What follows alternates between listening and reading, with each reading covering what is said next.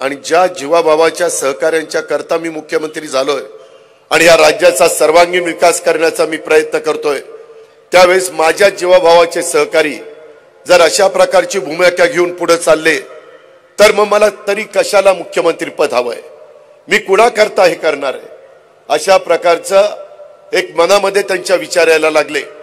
आणि त्याच्यातली एक गोष्ट विजयरावांच्या कानावर गेली आणि विजयरावांच्या मनामध्ये क्षणात बदल त्या ठिकाणी झाला। विजयराव जेवढे त्या ठिकाणी एखाद्याच्या मागे लागले की त्याला सळो की पळो करून सोडतात, मग मागचा पुढचा विचार करत नाही।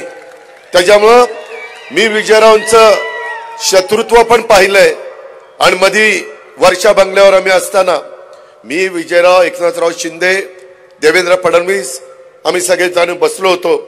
त्यावेळेस त्यांनी माझ्या हातात हात दिला, म्हणलं आता अजित पवार मैत्री काय असते ते देखील विजयराव तुम्हाला दाखवून देईल, अशा प्रकारची एक भूमिका। आणि त्यांनी स्पष्ट सांगितलं वर्षा बंगल्यावर 2 तास बसलो होतो की मला माझ्या बारामती लोकसभा मतदारसंघातला भोरवेला मुळशी असेल, माझा पुरंदर हवेली असेल, माझा बारामती इंदापूर दौंड असेल, माझा खडकवासला असेल, ह्या भागातले प्रश्न राज्य सरकारच्या अधिकारातले आणि केंद्र सरकारच्या अधिकारातले सुटले गेले पाहिजे। त्याच्या संदर्भातलं त्यांनी त्या ठिकाणी निवेदन त्याही दिवशी दिलं, आजही आमच्या हातामध्ये इथं उतरलं दिलं।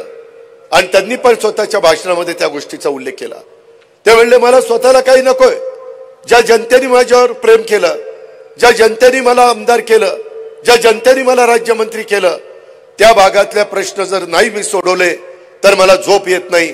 मला वेगवेगळ्या प्रकारचे आजार आहेत, परंतु त्या आजारावर मात करून मी लोकांचे प्रश्न सोडवण्याच्या करता दिवस रात्र मेहनत करत असतो, कष्ट घेत असतो। आणि त्याच्यातनं एक एक गोष्टी त्यांनी सांगायला सुरुवात केल्या। मित्रांनो, त्यांच्या ज्या गोष्टी आहेत त्या राज्य सरकारच्या अखत्यारीतल्या बऱ्याचशा आहेत। त्याच्यामध्ये नगरविकास खातं, पणन खातं, उद्योग खातं, ह्या 3 खाते